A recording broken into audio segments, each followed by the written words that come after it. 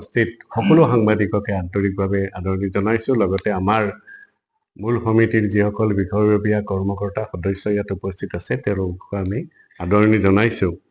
আমি এক বিশেষ কাৰণত আজিৰ এই সংবাদমেল ততাতৈয়াকৈ আৰম্ভণি কৰিবলগীয়া হৈছে বা আমি আমন্ত্ৰণ কৰিবলগীয়া হৈছে আপোনালোকক যে আমাৰ কাৰণে এটা দীঘলীয়া এটা কাৰ্যসূচী আছিলে যে আপোনালোকে জানে যে আমাৰ মাটিৰ ৰাস্তাৰ মুখখন যিফালে আমাৰ প্ৰৱেশ সেইটো APDCL-ৰ আগতে বিদ্যুৎ বিভাগৰ অসম ৰাজ্যিক বিদ্যুৎ পৰিষদৰ আছিল, এতিয়া APDCL-ৰ আছাম পাৱাৰ ডিষ্ট্ৰিবিউশ্যন কোম্পানী লিমিটেডৰ APDCL-ৰ নামত আছে।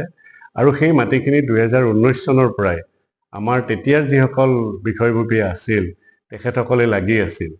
আৰু অতি সৌভাগ্যৰ বিষয় যে যোৱা 28 জানুৱাৰীত অসমৰ মাননীয় মুখ্যমন্ত্ৰী ডাঙৰীয়াই আমাৰ ৰাস মন্দিৰলৈ আহি মন্দিৰত সেৱা কৰাৰ পিছত আমাৰ কৰ্মকৰ্তাসকলৰ সৈতে এক দীঘলীয়া আলোচনাত মিলিত হৈছিল। সেই দীঘলীয়া আলোচনাত আমি এই কথাটো কৈছিলোঁ যে সেই সময়ৰ কেবিনেট সেই সময়ৰ আমাৰ অসম ৰাজ্যিক বিজেপিৰ সভাপতি আৰু আমাৰ বিধায়ক ৰঞ্জিত কুমাৰ দাস ডাঙৰীয়াই APDCL-ৰ সৈতে সঘন যোগাযোগ কৰি এই বিষয়ে প্ৰায় সম্পূৰ্ণভাৱে এইটো হৈছিলে গোটেই প্ৰচেষ্টাটো, কিন্তু কিবা এটা কাৰণত এই বিষয়ে বিতংভাৱে আমাৰ অমৰ পাঠক আছে, তেখেতে ক'ব, মই তেখেতকো ক'ব দিম। সেই সময়ত নহ'ল, কিন্তু 2019-ৰ পৰা যিটো কাম নহ'ল, আজি 2025 চনৰ 28 জানুৱাৰীত মাননীয় মুখ্যমন্ত্ৰী ডাঙৰীয়াই আহি এই কথাটো শুনাৰ লগে লগে তেওঁ পৰিচালন সঞ্চালক APDCL-ৰ পৰিচালন সঞ্চালকক ফোনযোগে জনালে যে এই কামটো চাই চিতি এমাহৰ ভিতৰত সম্পূৰ্ণ কৰি দিব লাগে। আৰু 22 দিনৰ ভিতৰত আমি আজি কাগজ পাইছোঁ যে আমাৰ যিটো মাটি সেই মাটি আমাৰ নামত আনুষ্ঠানিকভাৱে তেওঁলোকে এইটো যিটো এক্সচেঞ্জ যিটো মানে আমাৰ হাল সলনি এইটো হস্তান্তৰৰ তেওঁলোকে সেই প্ৰক্ৰিয়াটোত অনুমোদন জনাইছে। গতিকে আমি মাননীয় মুখ্যমন্ত্ৰী ডাঙৰীয়া APDCL-ৰ কৰ্মকৰ্তাসকলক আৰু 2019 চনৰ পৰা যিসকলে এই প্ৰচেষ্টাটোত লাগি আছিল তেওঁলোকক আন্তৰিক ধন্যবাদ জনাবৰ কাৰণে আমি এই সংবাদমেল আয়োজন কৰিছোঁ। এইটো প্ৰথম কাৰ্যসূচী আমাৰ সংবাদমেলৰ। আৰু দুটামান কাৰ্যসূচী মাননীয় মুখ্যমন্ত্ৰী ডাঙৰীয়াৰ ভ্ৰমণসূচী লৈ আছে, আমি কম। তাৰ আগতে মই আমাৰ সম্পাদক অমৰেন্দ্ৰ পাঠক ডাঙৰীয়াক 2019 চনত তেওঁ যিহেতুকে সাধাৰণ সম্পাদক আছিলে আৰু ডক্টৰ ভগীৰথ নাথ তেতিয়াৰ সভাপতি, আজিৰ উপদেষ্টা, আজি অনুপস্থিত আছে তেখেতো এই সময়ত আছিলে। গতিকে মই সেই সমিতিৰ কৰ্মকৰ্তাসকলৰ হৈ 19 চনৰ কমিটিখনৰ কৰ্মকৰ্তাসকলৰ হৈ মই অমৰেন্দ্ৰ পাঠকক এই বিষয়ে চমুকৈ ক'বলৈ অনুৰোধ জনাইছোঁ। যিটো পৰিসৰ চৌহদটোক এটা আটকধুনীয়া কৰাৰ লক্ষ্য আৰু উদ্দেশ্য আগত ৰাখি আমি যিখিনি আমাৰ ৰাস মন্দিৰৰ উত্তৰ দিশত সেই সময়ত অসম ৰাজ্যিক বিদ্যুৎ পৰিষদৰ মাটি আছিল, সেই মাটিখিনি আমি হস্তান্তৰ কৰাৰ কাৰণে আমি এটা প্ৰক্ৰিয়া আৰম্ভ কৰিছিলোঁ। প্ৰথম অৱস্থাত আমি এখন আবেদন লৈ আমি APDCL-ক দিছিলোঁ। সেই সময়ৰ যিজন আমাৰ চেয়াৰমেন আছিল তেখেতক আমি আবেদনখন দিয়াৰ পিছত আমি আমাৰ সেই সময়ৰ MD ৰাকেশ সন্মানীয় ৰাকেশ আগৰৱালা ডাঙৰীয়াই এই প্ৰক্ৰিয়াটোত সম্পূৰ্ণ সহযোগ কৰি আমাক বহুতখিনি আগবঢ়াই দিলে। আমি এই কামখিনি কৰাৰ কাৰণে বিভিন্ন সময়ত বিভিন্ন কৰ্তৃপক্ষৰ লগত আমি যোগাযোগ অব্যাহত ৰাখিছিলোঁ। গোটেই প্ৰক্ৰিয়াটোত ৰাজ্যিক বিদ্যুৎ পৰিষদৰ কৰ্মচাৰীসকলে বিষয়ববীয়াসকলে ইয়াত ছাৰ্ভে এটা কৰিছিল আৰু সেই ছাৰ্ভে মৰ্মে তেওঁলোকে এটা প্ৰতিবেদন দাখিল কৰিছিল। তাত এটা আনুমানিক কষ্ট এটাও তেওঁলোকে আমাক উল্লেখ কৰিছিল যে এই গছটো শিফটিঙৰ কাৰণে দিব লাগিব, তাত আমি ৰাজিও হৈছিলোঁ। এই বিষয়ত আমাক সেই সময়ৰ অসমৰ যি বিজেপি সন্মানীয় সভাপতি সৰভোগ বিধানসভা সমষ্টিৰ সন্মানীয় বিধায়ক ৰঞ্জিত কুমাৰ দাস ডাঙৰে আমাক সহায় কৰিছিল।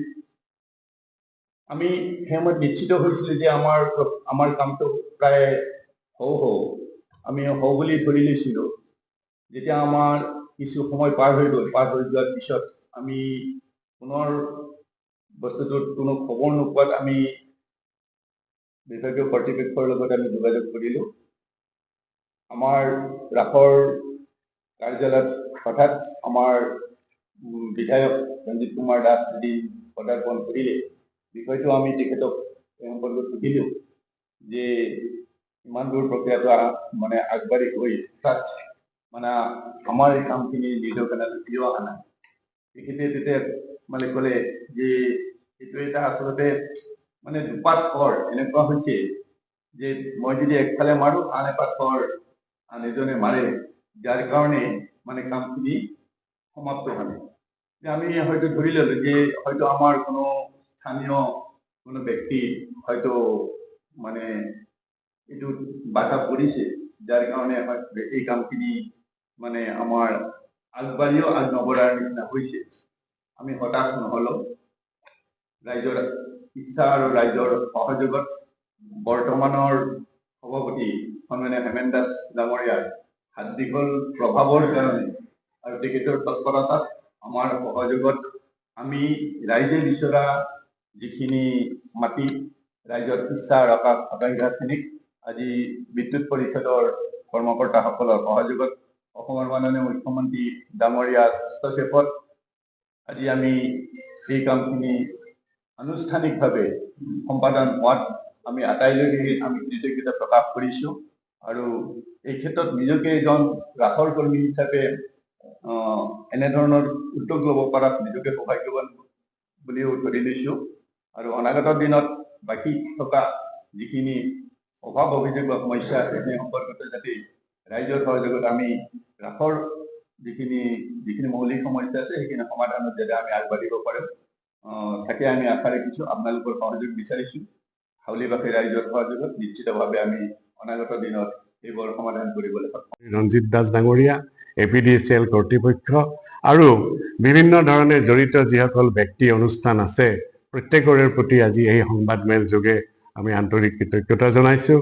আৰু এই কথাখিনি প্ৰকাশ কৰিবলৈ আপোনালোক আগবাঢ়ি অহাৰ কাৰণে আপোনালোকৰ প্ৰতিও আমি আন্তৰিক কৃতজ্ঞতা নিবেদিছোঁ। ধন্যবাদ।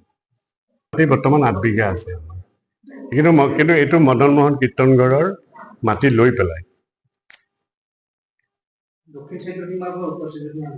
সীমালৈকে আমাৰ এইখিনিত আছে 7 বিঘা কিমান লৈছে প্ৰায় আৰু আমি নিজা কিনা মাটি আছে।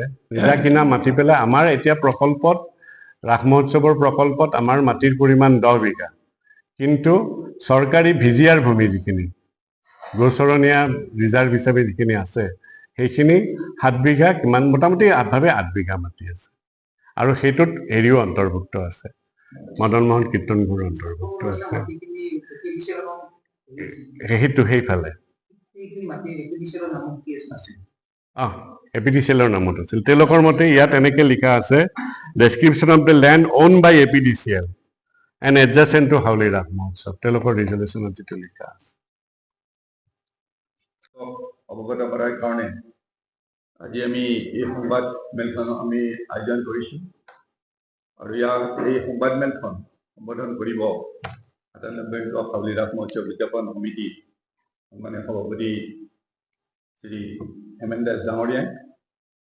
তেখেতক মই এই সংবাদ মেলখনৰ উদ্দেশ্য আৰু বিষয়টো দুটামান কথা ক'ব বিচাৰিছোঁ যে আমাৰ মাননীয় মুখ্যমন্ত্ৰী ডাঙৰীয়াৰ ভ্ৰমণৰ পিছত আমাৰ গোটেই ৰাস মহোৎসৱ উদযাপন সমিতিৰ কাৰণে আমি বহুখিনি কাম আমি অগ্ৰসৰ হ'বলৈ ইতিমধ্যে সক্ষম হৈছোঁ। সেই সম্পৰ্কে আমি আভাস দিম। আমি মাননীয় মুখ্যমন্ত্ৰী ডাঙৰীয়া আৰু তেখেতৰ তৎপৰতা এই দুইটাৰ আমি আজি আনুষ্ঠানিকভাৱে শলাগ লৈছোঁ। আমি এই ক্ষেত্ৰত দুটামান কথা জনাব বিচাৰিছোঁ যে ইয়াৰ পূৰ্বেও ঠিক ৰাস মহোৎসৱ আৰম্ভ হোৱাৰ আগে আগে আমি APDCLক অনুৰোধ জনাইছিলোঁ যে আমাৰ ভগ্নপ্ৰায় খুঁটাকেইটা আৰু বিজুলী পৰিবাহিত যিখিনি তাঁৰ সেই তাঁৰসমূহ একদম তলেৰে যোৱাৰ কাৰণে যিকোনো মুহূৰ্তত বিপদ হ'ব পাৰে, আৰু সেইকাৰণে সেইখিনি ওখ কৰি যিবোৰ খুঁটা সেই খুঁটাবোৰ সলনি কৰিব লাগে। আও পুৰণি খুঁটা আছিলে আৰু তেওঁলোকে এখন প্ৰতিবেদন দিলে। প্ৰতিবেদনত আমাক এখন বৰপেটা ৰোড সংমণ্ডলে আমাক এখন চিঠি দিলে যে আমি ২৭ লাখ টকা জমা দিলে আমাৰ এই কামটো কৰি দিব। আমি পুনৰাই আমি APDCLক অনুৰোধ জনালোঁ আৰু তেতিয়া মাননীয় মুখ্যমন্ত্ৰী ডাঙৰীয়াকো আমি ফোনযোগে অনুৰোধ জনাইছিলোঁ।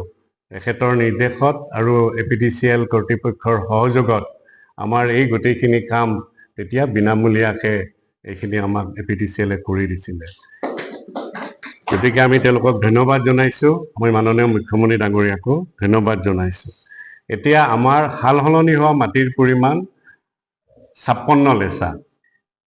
আমি ৫৬ লেচা মাটি আমি এৰি দিছোঁ, অৰ্থাৎ আধা বিঘা ৬ লেচা মাটি আমি এৰি দিছোঁ আৰু আমাক আধা বিঘা ৬ লেচা মাটি ৫৬ লেচা মাটি তেওঁলোকে এৰি দিছে। তেওঁলোকে এৰি দিয়াৰ লগে লগে তেওঁলোকৰ কোনো অসুবিধা নহয়, কাৰণ তেওঁলোকৰ একেই পৰিমাণৰ মাটিয়েই থাকিল। আৰু আমাৰ সুবিধা হ'ল এইটো কাৰণে যে আমাৰ মুখখন বন্ধ হৈ আছিল ৰাস্তাৰ পৰা, গতিকে এতিয়া মুখখন আমাৰ খোল খাই গ'ল। এতিয়া তাত পূৰ্বতে ২০১৭ চনত মোৰ যিমান দূৰ মনত পৰে, উন্নয়ন পৰিষদে হাউলি উন্নয়ন পৰিষদে তাত এটা সংমণ্ডল উপসংমণ্ডল এটা স্থাপন কৰাৰ কাৰণে তেওঁলোকে দাবী জনাইছিলে আৰু সেই সময়ত এইটো ভালেখিনি আগবাঢ়িও গৈছিলে, কিন্তু কিবা এটা কাৰণত হয়তো এইটো সম্পূৰ্ণ নহ'ল। যোৱাকালি আমি ৰাস মহোৎসৱ উদযাপন সমিতি আৰু বৃহত্তৰ হাউলি উন্নয়ন পৰিষদৰ বিষয়ববীয়াসকল আমি সকলোৱে মিলি আমি শক্তিমন্ত্ৰী শ্ৰীযুত প্ৰশান্ত ফুকন ডাঙৰীয়াক সাক্ষাৎ কৰিছিলোঁ আৰু তেখেতে গোটেই বিষয়টো চালি জাৰি চাই তৎকালে ব্যৱস্থা ল'বলৈ পৰিচালন সঞ্চালকক এক লিখিত নিৰ্দেশ দিছে। আৰু আমি আশা কৰোঁ যে APDCLৰ যিটো উপসংমণ্ডল, এই উপসংমণ্ডল ইয়াত নিশ্চয়কৈ অনতিপলমে স্থাপনৰ প্ৰচেষ্টা আৰম্ভ হ'ব। এইখিনি আমাৰ APDCLৰ মাটি সাল সলনি সম্পৰ্কত মাননীয় মুখ্যমন্ত্ৰী ডাঙৰীয়াৰ সৈতে আমাৰ কৰ্মকৰ্তাসকলৰ দীঘলীয়া আলোচনাত আমি কেইবাটাও বিষয় উত্থাপন কৰিছিলোঁ। আমি কেইবাটাও বিষয় আলোচনা কালত আমি উত্থাপন কৰিছিলোঁ। তাৰ এটা আছিল যে আমাৰ যিখিনি মাটি প্ৰায় ৮ বিঘা মাটি, ফোনবোৰ চাইলেণ্ট মোডত থৈ দিব কাইণ্ডলি। আমাৰ যিখিনি মাটি প্ৰায় ৮ বিঘা মাটি আশ্চৰ্যজনকভাৱে এইখিনি এতিয়াও ভিজিয়াৰ ৰূপেই আছে, আমাৰ নামত এতিয়ালৈকে অহা নাই। তো মাননীয় মুখ্যমন্ত্ৰী ডাঙৰীয়াক এই বিষয়টো দৃষ্টিগোচৰ কৰা হৈছিলে। তেখেতে তৎকালেই উপায়ুক্ত ডাঙৰীয়া উপস্থিত আছিলেই, আয়ুক্ত ডাঙৰীয়া আলোচনা কালত উপস্থিত আছিলেই, তৎকালে তেখেতক এই সম্পৰ্কে প্ৰস্তাৱ প্ৰেৰণৰ নিৰ্দেশ দিছে আৰু সেই মৰ্মে এই প্ৰস্তাৱ ইতিমধ্যে প্ৰেৰণ কৰা হৈছে আৰু এইটো যিটো আণ্ডাৰ প্ৰচেছ বুলি কোৱা হয় কাৰ্যালয়ৰ ভাষাত, এইটো আণ্ডাৰ প্ৰচেছ আছে। কাৰ্যকৰীকৰণৰ অৰ্থে এইটো ইতিমধ্যে ব্যৱস্থা গ্ৰহণ কৰি থকা হৈছে। তাৰ উপৰি আমি সেইদিনাখন তেখেতক এটা কথা কৈছিলোঁ আৰু মাটি টুকুৰাও আমি দেখুৱাই দিছিলোঁ তেখেতক, যে আমি যিহেতুকে ১০০ বছৰ পূৰ্ণ কৰিবলৈ গৈ আছোঁ, আমি ৯৮ বছৰত ভৰি দিছোঁ, গতিকে আমি এটা শতাব্দী ভৱন নিৰ্মাণ কৰিব বিচাৰিছোঁ চৰকাৰৰ সহযোগত। তেতিয়া তেওঁ তৎকালেই তাত সন্মতি প্ৰদান কৰি তেওঁ আমাক জনাইছিলে যে আপোনালোকে বনাওঁতে চাব যাতে এইটোৰ এটা নান্দনিক সৌন্দৰ্য, এস্থেটিক বিউটি, নান্দনিক সৌন্দৰ্য এটা থাকে, দূৰৰ পৰা দেখিলেই যাতে ঘৰটো ভাল লগা হয়, ভৱনটো ভাল লগা হয়, এনেকুৱা ধৰণৰ কৰিব। আৰু খুব বেছি ডাঙৰ নকৰিব, কাৰণ পিছত চৰকাৰে বনাই দিলেও পিছত যিহেতুকে মেইনটেনেন্সৰ কথাটো যিহেতুকে সমিতিয়ে কৰিব লাগিব, যাতে বৃহৎ পৰিমাণৰ খৰচ যাতে আপোনালোকৰ হৈ নাথাকে তেনেকুৱাকৈ আপোনালোকে বনাব। আপোনালোকে তেনেকুৱা প্ৰস্তাৱ দিলে আমি নিশ্চয় সেইটো বিবেচনাৰ কাৰণে উত্থাপন কৰিম। যোৱাকালি আমি এই ক্ষেত্ৰত আমাৰ যিজন অভিযন্তা আৰু এজন আমি আৰ্কিটেক্ট, আমি তেখেতসকলক দায়িত্ব দি আহিছোঁ। আমি যিখিনি বিচাৰিছোঁ সেই গোটেইখিনি আমি দিছোঁ। তাৰ উপৰঞ্চি আমি এখন তোৰণৰ কথাও কৈছিলোঁ আৰু তোৰণখনৰ কাৰণেও আমি ইতিমধ্যে আমাৰ দুজন স্থানীয় শিল্পীক আমি এই ক্ষেত্ৰত দায়িত্ব দিছোঁ। তেখেতসকলে ইতিমধ্যে এই কাম আৰম্ভ কৰিছে। তাৰ উপৰঞ্চি আমি মানৱ সম্পদ উন্নয়নৰ, আপোনালোকে জানে যে হাউলি ৰাস মহোৎসৱ উদযাপন সমিতিৰ মানৱ সম্পদ উন্নয়ন নামৰ এটা বিভাগ আছে। বিভাগটোৱে শিক্ষা, সংস্কৃতি, ক্ৰীড়া আৰু অৰ্থনৈতিক উন্নয়নৰ কাৰণে বিভিন্ন ধৰণৰ কাৰ্যসূচী ২০১৮ চনৰ পৰা গ্ৰহণ কৰি আহিছে। তো এই ক্ষেত্ৰত আমি মাননীয় মুখ্যমন্ত্ৰী ডাঙৰীয়াক গোটেই বিষয়টো অৱগত কৰিছিলোঁ আৰু তেখেতক কৈছিলোঁ যে যিহেতুকে তেওঁৰ নিজৰো এটা আত্মনিৰ্ভৰ আঁচনি, মাননীয় মুখ্যমন্ত্ৰী ডাঙৰীয়াৰো এখন আত্মনিৰ্ভৰ আঁচনি আছে, গতিকে সেই আত্মনিৰ্ভৰ আঁচনি আৰু তেওঁ যিহেতুকে খেল মহাৰণ সাংস্কৃতিক উৎসৱ এইবোৰ পাতি যিহেতুকে ল'ৰা ছোৱালীৰ সাংস্কৃতিক আৰু ক্ৰীড়া বিষয়ক বিকাশৰ কাৰণে তেওঁ যিহেতুকে যথেষ্ট পৰিমাণে কাৰ্যসূচী লৈছে, গতিকে আমি কৈছোঁ যে সেই কাৰ্যসূচীৰ লগতে সংগতি ৰাখি আমি মানৱ সম্পদ উন্নয়নৰো বিভিন্ন কাৰ্যসূচী ল'ব খুজিছোঁ। এই ক্ষেত্ৰতো তেখেতে আমাক ইতিবাচক সঁহাৰি দিছে আৰু এই ক্ষেত্ৰত আমি ইতিমধ্যে আমাৰ পৰিকল্পনা যুগুত কৰিছোঁ। আগন্তুক 1.5-2 মাহৰ ভিতৰত আমাৰ এই পৰিকল্পনা সম্পূৰ্ণ হ'ব লাগে। তেতিয়াও আমি চৰকাৰৰ ওচৰত আমি আমাৰ যিটো প্ৰস্তাৱ, সেই প্ৰস্তাৱ আমি দাখিল কৰিম। আশা কৰোঁ মাননীয় মুখ্যমন্ত্ৰী ডাঙৰীয়াই আমাক যি ধৰণে, যি তৎপৰতাৰে, যি আন্তৰিকতাৰে আমাক তেওঁ এতিয়ালৈকে সহায় কৰিছে, ভৱিষ্যতেও আমাক তেনেকৈ সহায় কৰি যাব। আৰু হাউলি ৰাস মহোৎসৱ উদযাপন সমিতিয়ে শতবৰ্ষৰ পিনে ধাৱমান হোৱাৰ পথত নিশ্চয়কৈ এই অঞ্চলটোত এক উল্লেখনীয় বৰঙণি আগবঢ়াবলৈ সক্ষম হ'ব। এইখিনি কথা জনাবৰ কাৰণে আৰু এইখিনি কথা অসমৰ ৰাইজেও জনা উচিত বুলি ভাবি আমি আজি এই সংবাদমেলখন আয়োজন কৰিছোঁ। আৰু পুনৰবাৰ